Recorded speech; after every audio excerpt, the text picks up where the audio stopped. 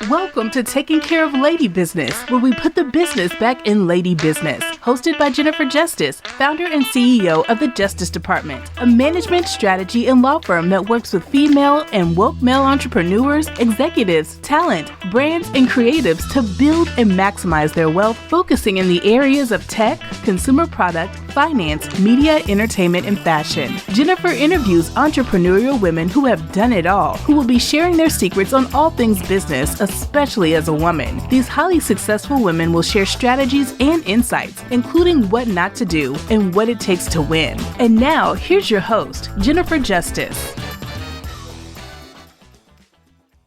Hi, everyone. This is Jennifer Justice, and this year's first actual edition of Taking Care of Lady Business. This is my first recording of the year. Today, we have the amazing Jolie Hunt. She's the CEO and founder of Hunt and Gather, which is a communications and experience company. She's going to tell us all about it in a minute and how she got there and why you all need to hire her. Welcome, Jolie. Happy New Year. Hello, JJ. Looking chic as ever in this beautiful, weird 2022. So I know. Well, staying indoors, staying all indoors makes it a lot easier. So tell us, first and foremost, what is Hunt and Gather? Hunt and Gather is my antidote to being fed up with my corporate jobs. I founded the business. It's actually 8 years ago this week, if That's you can crazy. believe it, which just feels like a lie, but it's 100% the truth, which is wild because in my head, I'm still 28, but in reality, everything hurts. So look, I mean, my joke is that I spent 15 or 16 years in corporate life running communications and events and marketing and brand and social media for a lot of really venerable, mostly media businesses. And then it just stopped becoming, it just stopped being fun. And so when I started the company, it was really because I just didn't feel like I had alternatives to do what I love. And I was petrified to start a business. I didn't think I had the ego for it. I thought I was going to be like one of those friends who becomes a real estate agent who's always, trying to sell you a house. And I just thought, Jesus, I just don't want that to be me.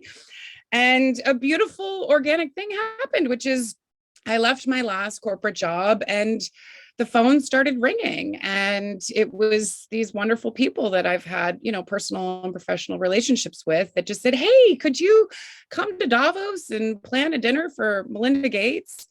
And that was Tina Brown. And I was like, yeah, sure. And Jacob Weisberg, he was running Slate magazine. And he said, hey, could you help us do this roadshow for growth with GE? It's something called native advertising. And I was like, well, I don't know what native advertising is.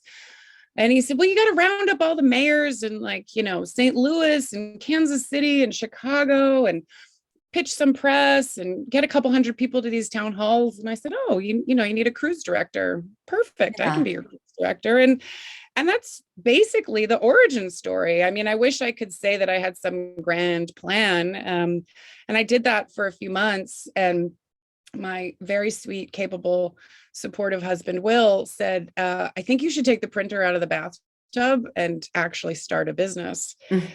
And I was really nervous because I thought we're going to starve to death. And, I'm older than my husband, was the breadwinner. And I thought, there's such safety in working for a company. And the reality is there's no safety. No. And this, you've bet on yourself for a long while. And it's like, betting on yourself is kind of intoxicating once you get over those voices in your head that tell you all the reasons why you couldn't and you shouldn't. And it's been the most amazing journey. I mean, I now have offices in London and New York and LA. I've had 2 babies in that time. I've had breast cancer in that time. I've lost a parent. And, I'm thriving, as cheesy as that sounds, but every day is a pretty good day. So thank goodness I did it. Well, I mean, there's so much to unpack in that whole intro right there. I mean, the most reason being, it's like when you have your own business, even when you're going through the worst of times, at least you get to dictate what that means. And you know what I mean? You get to go, okay, how many days off can I have to mourn my parent or to get chemo treatment. You know what I mean? And it's like, if your clients don't understand, then do you really want them as clients? It's kind of like, as a woman building her own business, the whole point is we're building the matriarchal system to work for us, because the patriarchal system we never fit in, and we're never going to fit in. It is meant for men who have stay-at-home wives, who leave before the kids get up and come home when they're going to bed and have dinner and be like, I did my job, and that's how it is. And then on top, okay, and so then another part to unpack is, not everybody gets a call from Tina Brown. So maybe we go like, you had a corporate job where you were, and I like to talk about these things, and like using your corporate job to make all the connections and get everything you can. Like, so where were these corporate jobs you worked out before?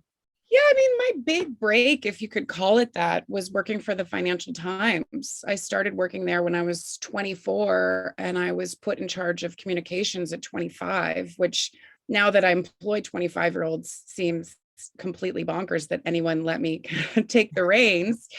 But I worked for this amazing man named Lionel Barber, who was then the US managing editor of the FT, which means he ran the editorial operation. And it really showed me the world. I mean, my joke is that the highlight of my business travel before the FT was, a conference in Jacksonville, Florida. And a year later, I was, having a tea with Tony Blair and Gordon Brown, cheesy crazy British prime ministers. They all start to blend. And I'd show up at these places, the Asia Society, or, when Dick Fold was running Lehman Brothers. And I was like the PR person in the room. And some people would say, I know you've talked about this. So could you get me a coffee? And I was like, yeah, I can get you a coffee. I can also broker the deal. And so I was just so happy to be in the room and almost happy to be underestimated. And I would say to people, you can quiz me all day long on my pedigree or my capabilities, but I guarantee you at the end of this meeting, you're going to give me a hug, because I'm the person who gets shit done. Yeah. And you'd see these people, going, well, did she go to Oxford? Did she go to Cambridge? And it's like, nope, I went to Boston University, very proudly.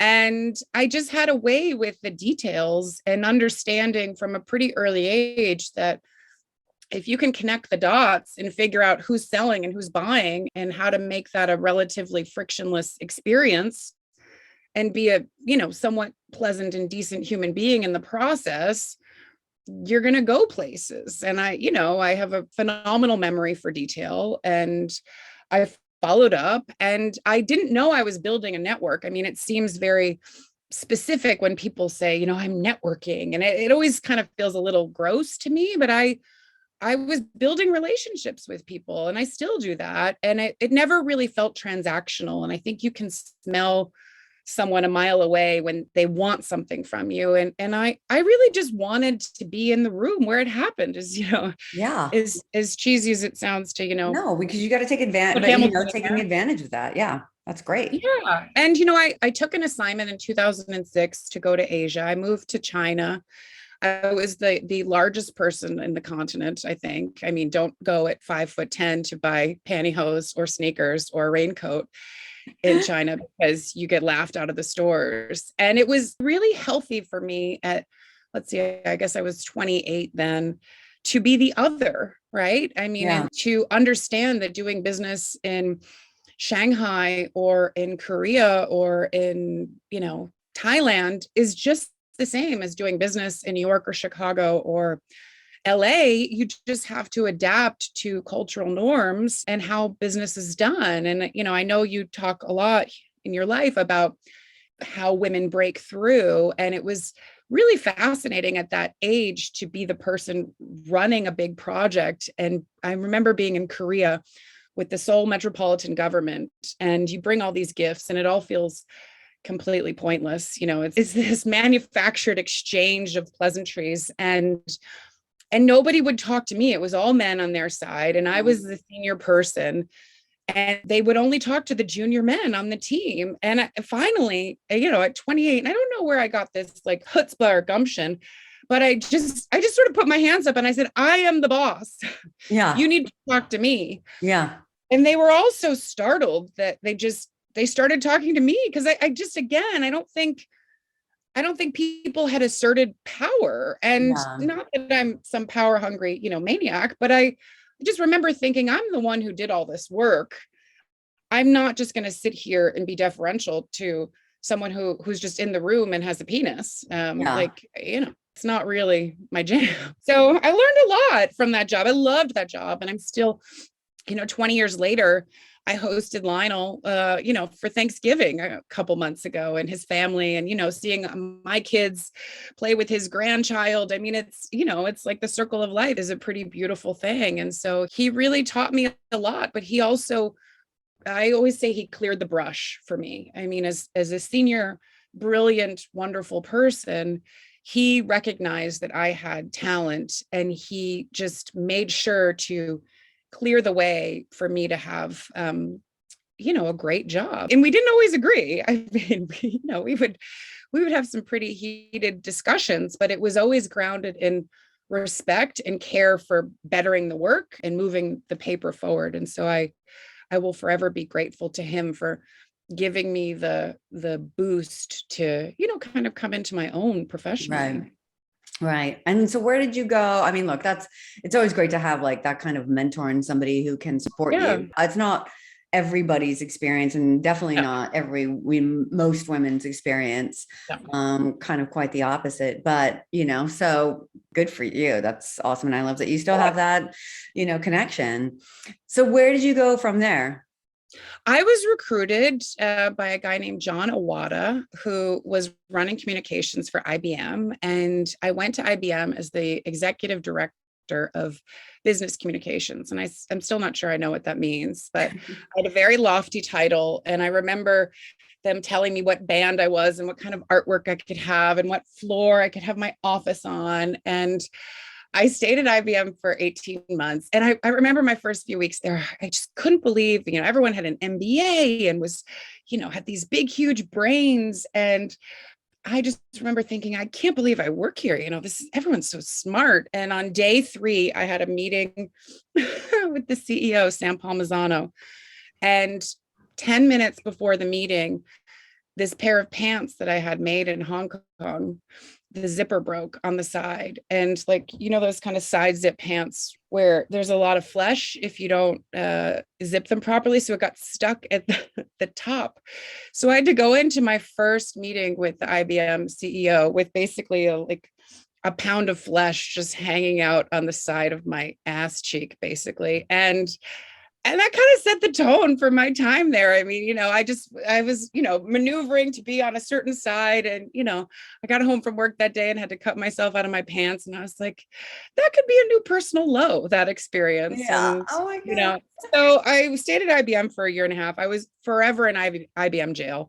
The cell phone bill had to be under $150, and mine was always $151. And I was getting flagged left, right, and center. And I realized an important lesson in that company was, and there's so many brilliant people there, I just wasn't motivated by the aspects of reward that were in that system. I did not care what my title was. I did not care how many people reported to me. I did not care about any of the trimmings and trappings. I just cared about getting things done. And I still care about that. And so ultimately I left because I really couldn't feel like I was accomplishing enough. Mm-hmm. And a company that size, you're never up to date. You never know all the news. You never know all the things. And there's so many people involved that I realized, kind of in that weird Goldilocks way, the FT was I called it like a wild Ferrari, right? It was fast and cool. Just, please don't look under the hood, because in those days, you don't want to know how it's put together. And IBM felt like a barge to me. You can't help but appreciate the utility of it and the size and the scale, but you're not turning that barge. I mean, you're not changing the course of direction. You really can't have inputs that have an impact unless, you're very, very patient. And one attribute that I do not possess is patience. And so I left and was recruited. I had a dual recruitment at the Atlantic when Justin Smith was running it. And Justin's in the headlines this week for leaving his post as CEO at Bloomberg to start a new media company. And I had said yes to going to run marketing and comms at the Atlantic. I was dating a guy in DC at the time. And I thought, I'll take a pay cut. I'll go do something very noble. I missed media. And then I got a call from a headhunter who said, Reuters has just been bought by Thomson, and there's this global comms job, and it's basically the most perfect job for you. And I read the 7-page job description, and I thought, shit, that it was this culmination of everything I knew how to do in one job. And I said, I think you're right. It's a UK based newsroom, but it's financial services and, a real global scale, but an ability to develop a brand and make an impact. And I said, you're too late. I already accepted another job. And they said, no, you have to come. And I'm not a better dealia kind of person. I feel like my word is all I have. And I said, look, I can't start sneaking around and interviewing, somebody will see me and out me. And it just didn't feel like the right thing to do. And I said, and I have a celebratory dinner with the Atlantic, and said ex-boyfriend had a very famous father who died the day of my celebratory dinner. And I sort of half jokingly say it's the nicest thing he ever did for me, because I got out of my dinner. Oh my God. And in a weird way, everybody knew who this person was. And it gave me this window to go talk to the Reuters people. And I met the CEO. They fast tracked me to the front of the line because I didn't have any time. And I met the CEO, and he, this wonderful guy named Devin Wenig. And he was in his early 40s. I was 30 at the time. And he hired me on the spot. He said, I think you should come do this. But I didn't hear him. I just thought, oh, he must not have said that. So I didn't react, which made him nervous. And it was a huge accidental point of leverage for me because, he's like, you should do this. And I just kind of smiled at him, thinking there's no way he's offering me this job right now. Yeah. And so I left and I called the headhunter, and they said, oh, how'd it go? I said, I think he's going to hire me. And they were like, no, Jolie, I'm sure you did a very good job, but right. There's a full slate and there's 17 other people going in. And I said, well, you can either believe me or not believe me, but that man was going to tell someone to do something to hire me. And the headhunting firm had to eat crow a couple hours later when they called and said, yep, he's called off the rest of the search and said, make it happen with her. And that was my other big break. And so I was turning 30 and I became the global head of communications at Thomson Reuters, which at the time was a $13 billion business. And we had 3,000 journalists based in New York. And there was this cute British guy who brought me my business cards one day, and he's now my husband. So, it had a happy ending. And I moved to London with that job and again saw the world. And I just again was really fortunate to work in places where I had support and people understood my gifts. I mean, Tom Gloser, who was the corporate CEO of Thomson Reuters, we have lunch, at least 4 times a year still. And he's a huge angel on my shoulder with my business. And Devin, I'm thick as thieves with. And I still have the husband, all these years later. So, I've had some really good experiences. And when they blew up the company in 2012 and I left and I didn't really know what I was going to do. And the former head of HR went to AOL and said, hey, I think you should become the chief marketing officer of AOL.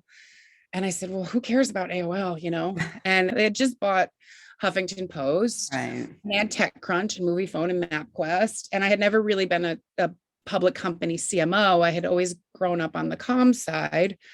And so it took 9 months, which is a big fat, glaring red sign that it shouldn't take 9 months to get a new job.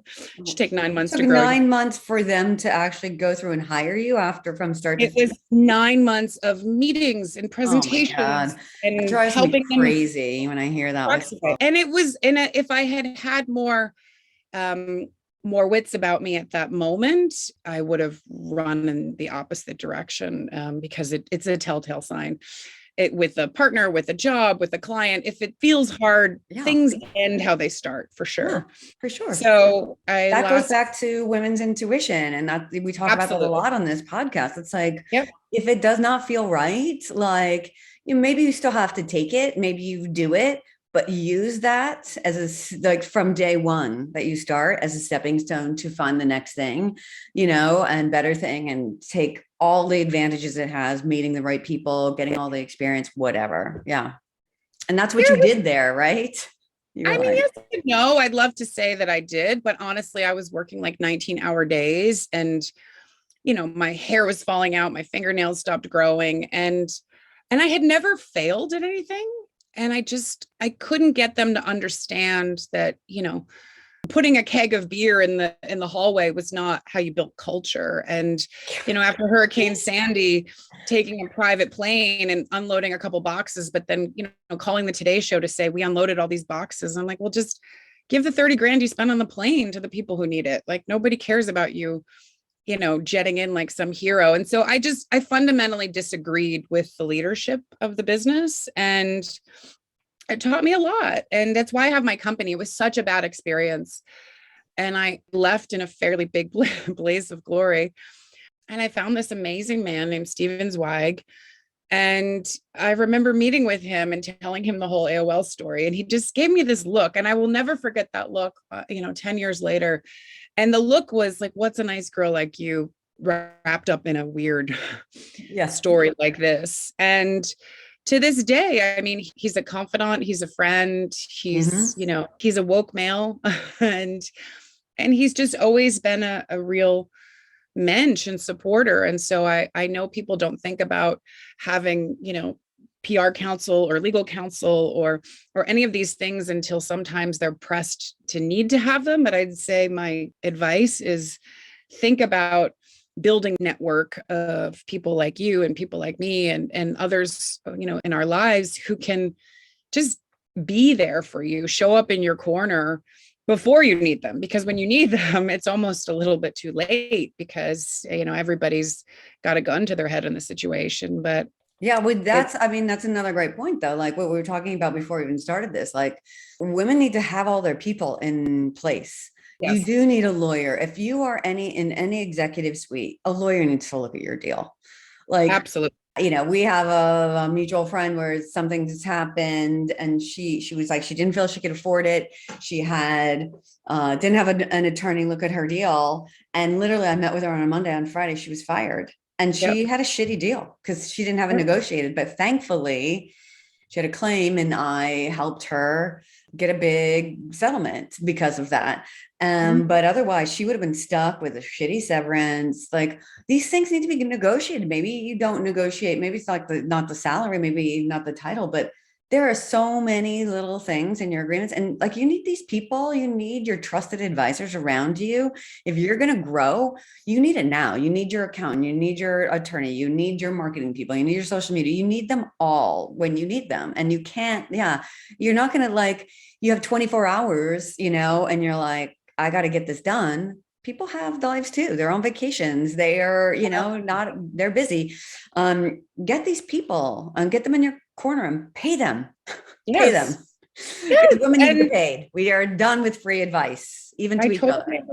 I totally agree. Yeah. And I think that, my tribe of women is my chosen family in many respects. I mean, it would crush me if someone said, oh, she's not a woman who supports women. I think that there's aspects of our life where you have to build that cabinet of people who can give you that sometimes very tough advice when you can't see it or say, absolutely not, we're going to fight instead of, capitulate. And it's going to be uncomfortable, but I've got your back. And, I'm going to kick down the door before you walk in. And I feel with age and it comes a certain calming of the ego where you feel like you spend a lot of your early life leading with pride and I couldn't possibly, and I don't want to impose. And then you get to, your 30s and your 40s and you're like, you know what, fuck this. What's more important than my mental, well-being or my, supporting my family or having dignity Yeah. in how I'm showing up in the world. So I completely agree with you that having great people in your corner when things are great and things are not great is equally important. Well, and it helps you, just helps you get through the day, and knowing that everyone else is going through this was one of the most freeing things of me too. People are like, oh my God, this happens Yeah. to me, this happens to me. And it doesn't have to be overt sexual harassment in a physically sexual way. It's just like straight up discrimination because you're a woman, Yeah. and yeah. And putting a keg in, like, when I first started at Superfly, like they were like, well, we have beer. And I was like, I don't care. I don't drink beer. And you have, like, a bunch of women here. Maybe they don't drink beer either. Maybe they Yeah. do. Or maybe some of the guys like to drink wine. Like, you cannot just, it says so much by when I remember going to Vice and they're like, we have a keg I was like, who cares? What do Yeah. I care about that? Like, Congratulations. yeah, good for you. Yeah, great. It just means another place where you're all down there drinking beer while the women are upstairs doing the work. Great. And so tell us about your job now. Like, I know we don't have so much time, but I was like, what are you doing now? Who are you representing? How are you helping them? And, like, who should hire you? That's very All sweet. of those things. Look, I mean, it's a mixed bag. I mean, we're working with everyone from Athleta on, all the amazing work they've done with Simone Biles and Allison Felix, and rethinking, how to support women. And just that's been an incredible thing to witness, and, to talk about promoting masks when you didn't know masks were even going to be a reality. So it runs the gamut of, everyone from Barry's Boot Camp to Julie Rice and Elizabeth Cutler's new business, Peoplehood, which is my Love it. sweatshirt that I'm wearing, to, the Wall Street Journal and Dow Jones and, Vice. If you're bringing up Vice, I mean, our No, biggest I love client, I have many people who work there, but this was years ago, pre-women, like, running the company. pre-Nancy. Yeah, pre-Nancy. Yeah. And no, look, we do a ton for Amazon out of the UK. We have a couple properties in the Maldives. I mean, it's really quite a mixed bag of, we do a lot in health and wellness, a lot in media. Whenever Hermes has a big launch or opening, we sometimes get involved there. Oh, And yeah, so I know. I went to one of those. That was amazing. That was so yeah, great. I mean, it's just, I want to work with great people. And so I'm a little bit agnostic about the topic. I mean, I'm not going to work for pharma companies. That's not my jam, but we tend to do a lot with executives who are thinking about their profile and their narrative, and how do you partner with them to really be purposeful in it. I mean, you'd have a personal trainer or you'd have a dentist look at your teeth. Why wouldn't you have a professional think about your number one asset, which is really how you're showing up and how you're perceived, and what do people think about when they think about you? Do they think about you? I love that work, and doing it for some, big, interesting VCs. And I mean, it's a really mixed bag. I mean, I spent a couple of years representing Kanye, as you know, and the Yeezy business. And I think people are people are people. Oh, yes. Poor lady. And yeah, and like, we're doing a ton for Netflix right now, and all Love these, it. I'm sure you've seen the experiential, interactive theater moments with, Van Gogh or Princess Diana or Banksy or Army of the Dead. And so my team has just been killing it, opening all these exhibitions all over the States. And so it's really a mixed bag of like true PR, like, are you promoting a product or a person? And then a lot of experiential events, which I really hope come back this year. I mean, we've had like some bright spots in 21, but digital events are grim. It's not the same. And so at what level, because a lot of women here are like starting businesses, they're listening, at what level should people be hiring you? I mean, look, I have the great fortune now of we've become expensive, in that we're working with bigger and bigger companies. So early days, I did a lot of work with startups and smaller businesses, and startups were challenging to support because nobody wants to pay anything, and they want to burn your Rolodex, burn through it in 2 months, when someone that's been around the block a couple times and says, okay, we're going to plan the year. They just have a certain level of care with, these very precious relationships that you've built. And so, look, I think anyone looking that knows that they need PR, but doesn't like the typical construct of a PR firm or support in that way. I mean, I think that you got to treat the whole person or the whole company when you're thinking about this. And I've never been impressed with people in my field who lord their relationships over you and make you feel less than because you might not know the person or the strategy or the ways to get it done. And so, I mean, we've touched wood, never really had a problem with people finding us or us finding them. And I don't know, I just want to be part of something that feels, a bit laced with joy and, making an impact and a difference. And sometimes that's a really phenomenal project. And sometimes that's saying, okay, what's going to be the big move at Cannes this year, and how do we break through? And so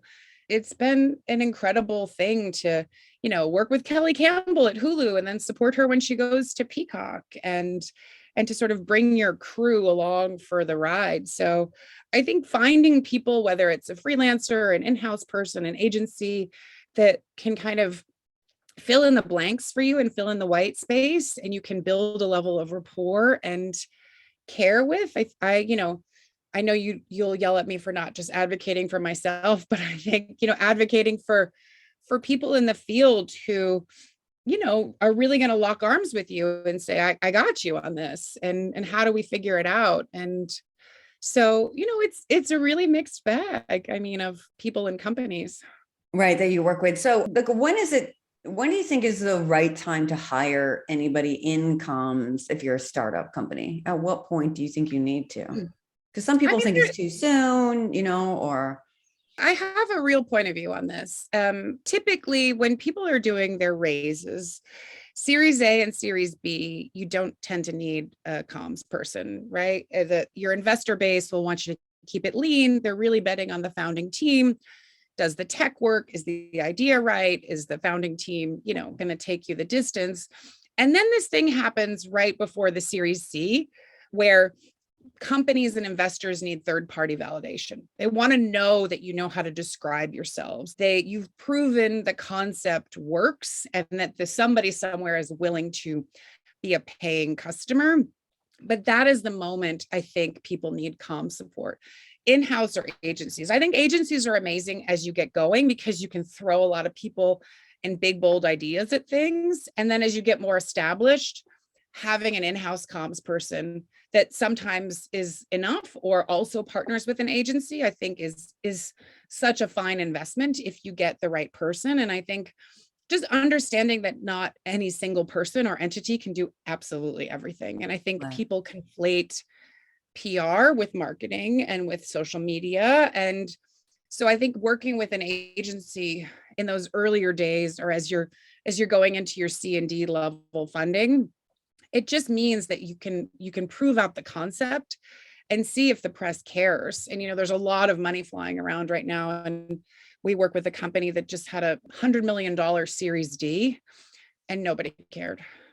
There's so much money that $100 million didn't even turn anyone's head, which is just crazy. It's an amazing company, but it's a really tough sell. And so I think it's a funny moment in time. And I think sometimes, and just let people do what they do, give them the brief, and don't cut off their arms and their legs and say, you have to write it exactly this way.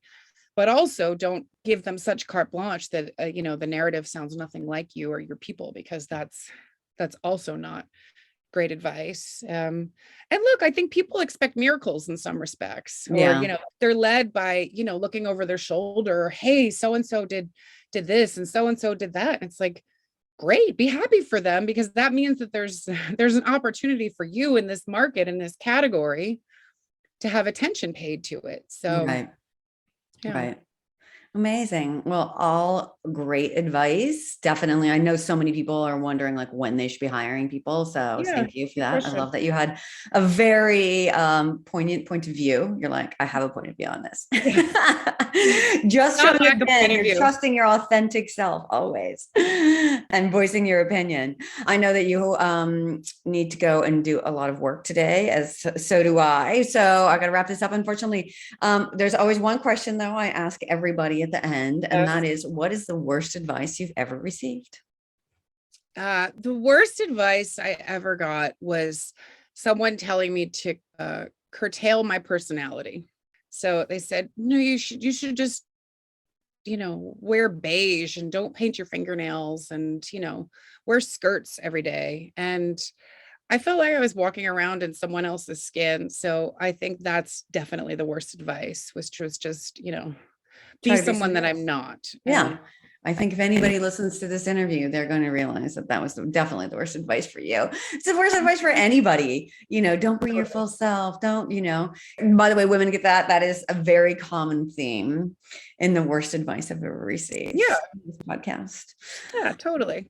All right. So if people want to find you, hire you, how do they do that? They can email me, Jolie at hunt-gather.com. I exist very minimally on social media. LinkedIn, Instagram is really just an ode to my small children. So email me or my website, or I guess LinkedIn. So, and your website is huntandgather.com? It's hunt-gather.com. Perfect. Amazing. Thank you so much for joining today and being the first guest of the year. And to everyone out there, let us know what other topics you want. Until next time, I'm Jennifer Justice.